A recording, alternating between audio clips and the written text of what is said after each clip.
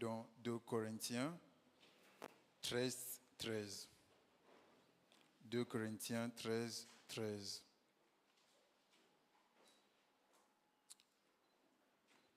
La parole dit, seconde 21, que la grâce du Seigneur Jésus-Christ, l'amour de Dieu et la communion du Saint-Esprit soient avec vous tous. Amen. 1 Corinthiens 1, 9.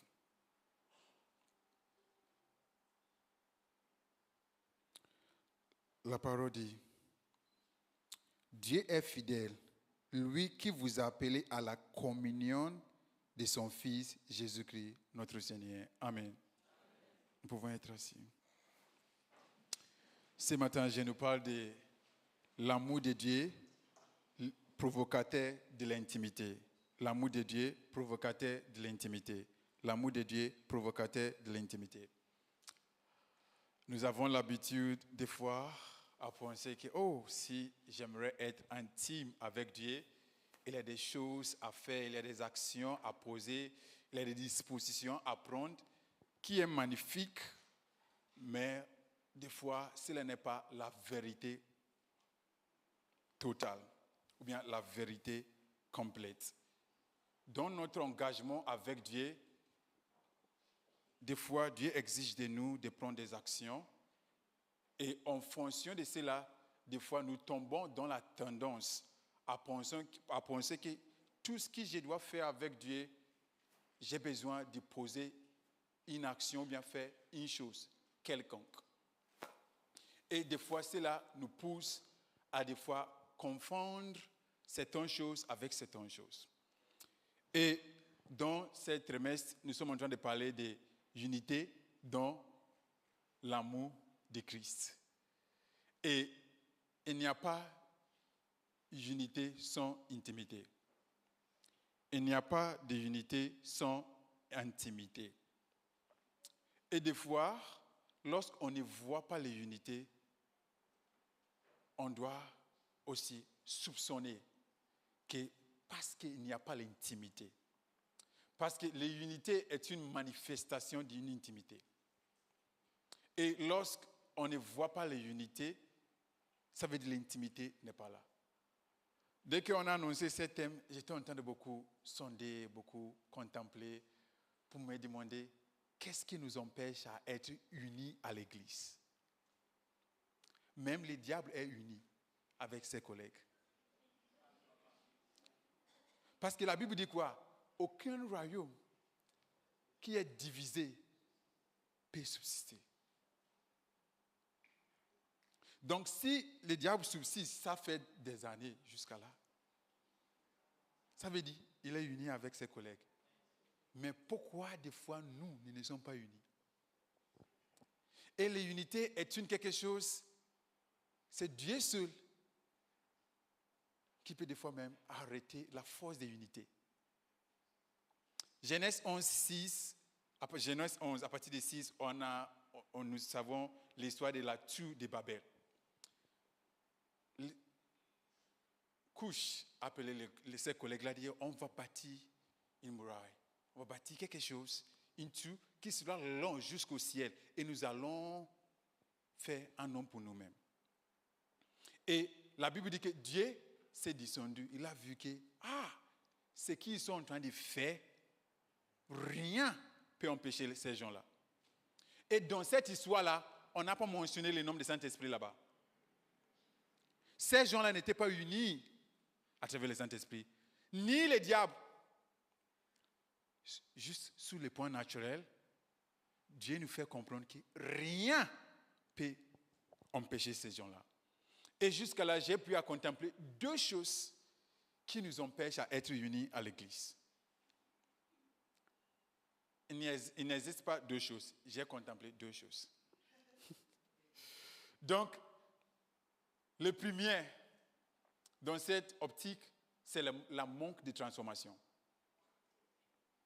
Ou bien la manque de la civilisation de l'âme. Parce que lorsque notre âme n'est pas civilisée, des fois ça devient difficile d'être unis. la manque de transformation. Et comment être transformé? 3 choses. La Bible dit dans Romains 12, 2, que soyez transformés par le renouvellement de l'intelligence. Deuxième endroit, la Bible aussi nous parle de la transformation, c'est Matthieu 17, 2, Marc 9, 2, où Jésus priait, à un moment donné, la Bible dit qu'il s'est transformé, il s'est transfiguré.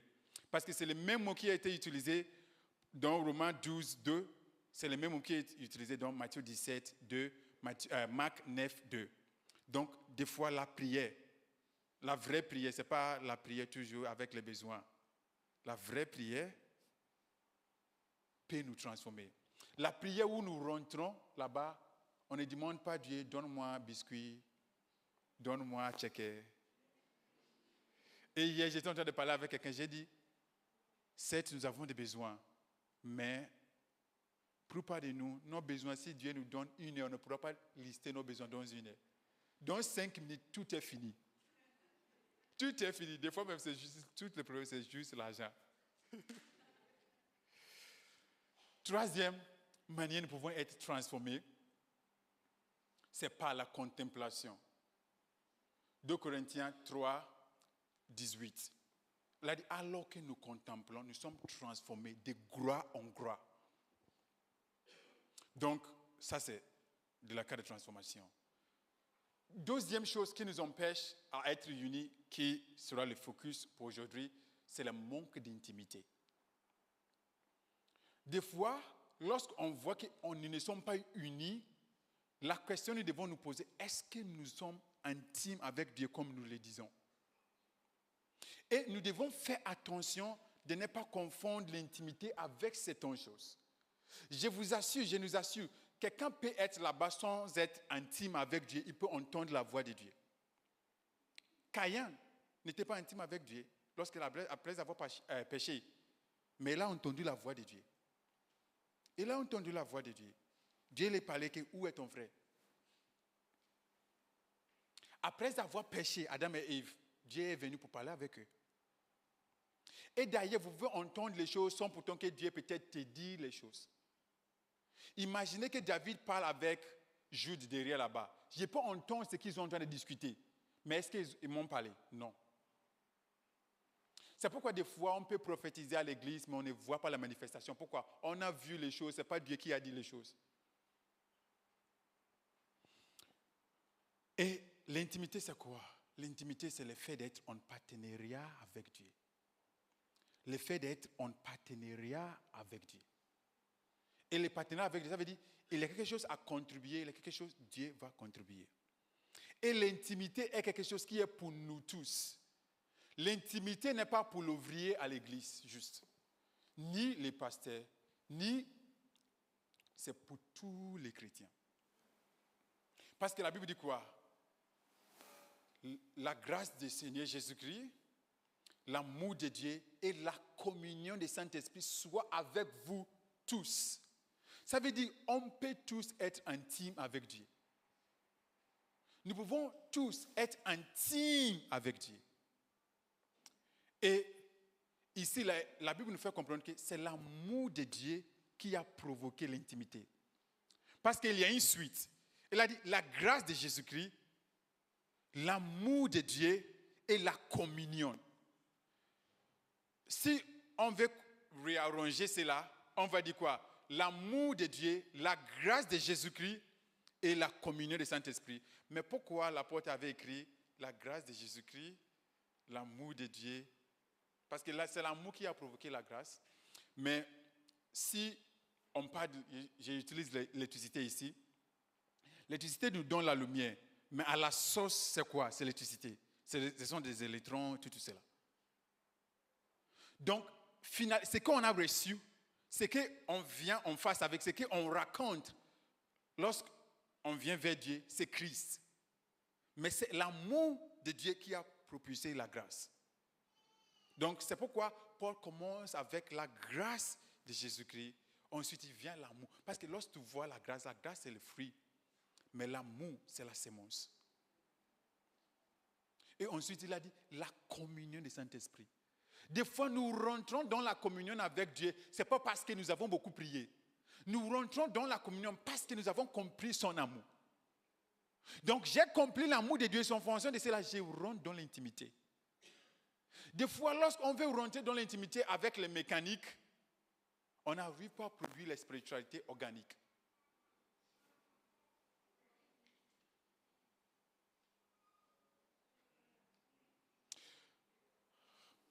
Par exemple, des fois nous avons l'habitude à prier, brise-moi, Père, brise-moi. Brise-moi, Père, brise-moi. Et on va prier qu'aujourd'hui Dieu va nous briser afin qu'on sera obéissant. C'est une bonne prière, mais ce n'est pas la meilleure prière. Parce que je vous assure, des fois on prie pour les choses on ne peut pas subsister. Si Dieu te brise maintenant,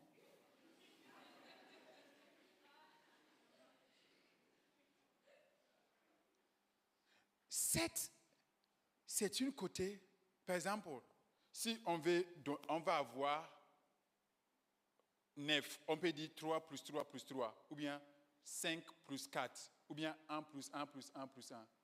Donc, il y a beaucoup de manières d'avoir 9. Ça veut dire qu'il y a beaucoup de manières aussi d'être mort, comme on dit, d'être mort en Christ, sans pourtant être brisé. La Bible dit quoi? Jésus était avec deux personnes sur la croix. Et on a brisé les jambes de 2 personnes. Afin que ces deux-là soient quoi? Soient morts. Mais Jésus n'a pas brisé ses jambes. La Bible dit quoi? Il s'est libéré lui-même. Et il a libéré son esprit. Ça veut dire, vous pouvez être là-bas, choisi d'être mort. Choisi de ne pas vivre selon tes propres moyens. Choisi de ne pas vivre comme tu veux. Au lieu d'attendre que Dieu vienne pour te flapper. Et Dieu te flappe, tu n'arrives pas à subsister. Et ensuite tu viens à l'église, je vais m'enraciner en toi, Jésus est... Si tu on était en train de chanter une chanson, permets-moi d'exprimer mon amour, accordez-moi de t'aimer. Qui t'empêche à exprimer ton amour? Les petits amours nous devons exprimer maintenant. Nous devons, parce que la Bible dit quoi? Celui qui est fidèle avec les petits est fidèle aussi avec les grands. Même les petits, on t'a donné, tu ne gères pas. Alors que nous sommes là, tout en train d'envoyer le message à ton ami pendant le culte. Et tu dis, permets-moi. Je suis venu avec la parole de Dieu. Dieu t'a permis, il faut exprimer. Donc, être en intimité avec Dieu, c'est ça qui nous aide à vraiment être unis. Des fois, lorsqu'on est en train de se combattre entre nous, c'est un signe que nous ne sommes pas dans l'intimité vraiment comme nous le disons. Je ne dis pas que nous ne prions, mais nous ne sommes pas en intimité comme nous le disons. Parce que si on est en intimité et on est en intimité avec le même esprit, comment je viens pour casser la tête de mon frère ou bien la tête de ma sœur? Je viens pour casser. Non. Comment être intime avec Christ? Comment être intime avec le Saint-Esprit? Tout d'abord, comme on l'a dit, il faut comprendre l'amour de Dieu. Il faut comprendre l'amour de Dieu. Parce que c'est l'amour qui nous propulse à être intime avec lui. Et lorsqu'on prend des choses, d'une part de l'amour de Christ, des fois, nous voyons que nous n'avons pas la force en nous-mêmes à vraiment être intime. Mais lorsque nous voyons du côté de son amour, nous pouvons être intimes avec lui. Texte de base de Corinthiens 13, 13. Si tu es en version anglaise, c'est 13, 14. Deuxième manière d'être intime avec Christ, c'est maintenant l'amour que vous avez reçu, exprimez cela. Comme on a chanté. Permets-moi de t'exprimer. Comment exprime l'amour de Dieu? C'est en obéissant à sa parole. Jean 14, 23 dit quoi? Si quelqu'un m'aime et il garde mes paroles, moi et mon Père, nous viendrons chez lui et nous allons demeurer chez lui. Donc, pour être intime avec Dieu, comprendre l'amour de Dieu. Deuxièmement, il faut être obéissant à sa parole. Nous ne pouvons pas être intimes avec Dieu sans pourtant obéir à sa parole. Le pardon, c'est une obéissance à sa parole. Le pardon, c'est une obéissance à sa parole. Donc, lorsque je vais être, des fois, si on arrive à pardonner, l'unité est facile. Et au-delà des pardons, des fois même, il faut créer un espace pour les gens. Que lui, je sais qu'il va me faire mal. Et comme la manière il parle, je n'aime pas. Il parle vite, il parle avec une audace, je n'aime pas. Donc, lorsque je suis en train d'aller parler avec cette personne, je sais que... Donc, j'ai fait déjà cette provision. Donc, cette personne ne peut pas me frustrer. Pourquoi? J'ai fait déjà la provision. Que lui, là, la manière il parle, là, ça sera chaud. Il parle, il me regarde comme ça, il fait son visage bizarre. Tu fais une provision déjà pour cela. Donc, dès que la personne fait, ça ne te frustre pas. Parce que pourquoi? Tu comprends.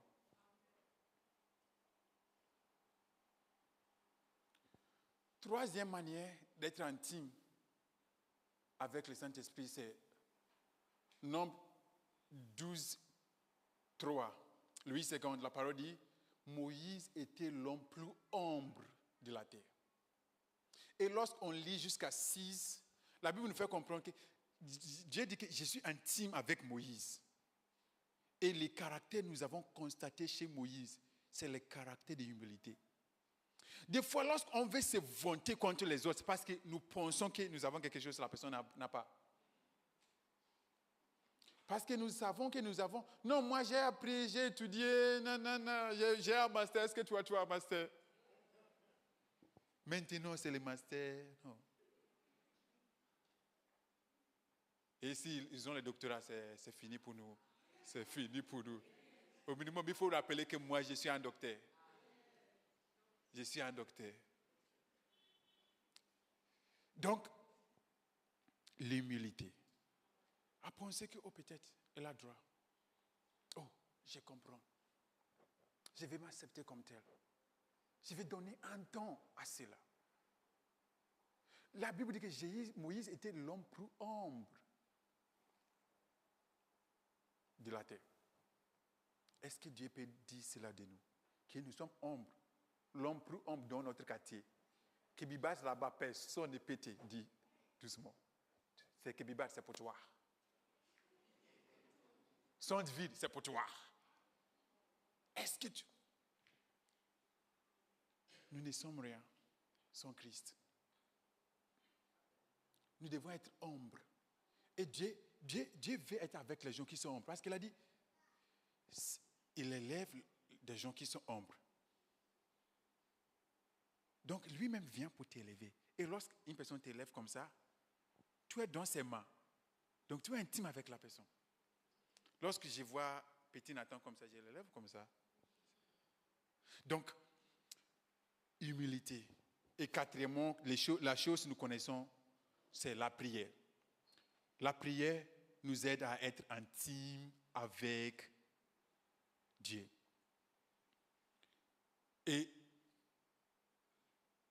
la prière en lui-même, sans pourtant à faire beaucoup de supplications. Beaucoup de demander, c'est bien. Mais des fois, il faut la partie là-bas aussi demander Dieu, quel est ton besoin? Qu'est-ce que tu veux que moi aussi j'ai fait pour toi? Est-ce que tu veux que j'intercède pour quelqu'un? Parce que des fois, lorsqu'on accomplit ce que Dieu veut, ce qui nous concerne, il a déjà accompli. Il a déjà accompli. Il a déjà accompli. Donc, soyons dans cette optique où nous serons transformés. On a déjà ouvert une petite parenthèse, on a parlé de transformation. Soyez dans cette optique où nous cherchons à développer plus d'intimité avec Dieu. Parce que plus qu'on est intime avec Dieu, de certaines choses, Dieu peut nous dire, et Dieu veut que nous ne combattons pas là-dessus. Pourquoi? On est intime avec lui.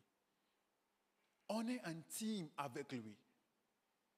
Et je peux nous assurer, ça ne fait pas longtemps, 3 mois, 4 mois, je ne sais pas même, quelques mois d'ici, Il y a quelqu'un qui va me faire combat. Dieu m'a révélé cela. Moi, je ne ferai pas le combat.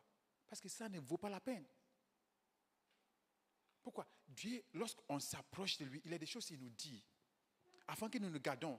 Afin que le combat n'arrive pas. Mais des fois, parce qu'on n'est pas intime, on veut nous exprimer comme il faut. On veut nous exprimer comme il faut.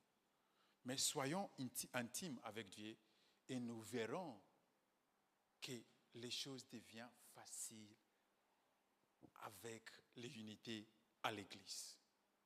Soyons humbles. Soyons des gens de prière qui ne prient seulement, mais aussi vivent la prière. J'ai prié, mais j'ai vécu la prière aussi. Comprenons son amour. En fonction de son amour, je rentre en intimité avec lui. Ce n'est pas parce que j'ai pris plus que tout le monde ici. Ce n'est pas parce que j'ai... Non. En fonction de son amour, moi, je suis invité d'être intime avec lui.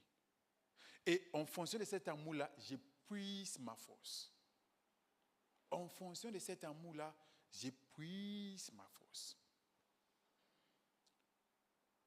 Soyons dans cette optique où nous allons nous laisser toujours d'être conduits par le Saint-Esprit, où nous ne laissons pas d'être influencés plus par notre chair, mais être influencés plus par l'Esprit. Au nom de Jésus-Christ, nous prions. Amen.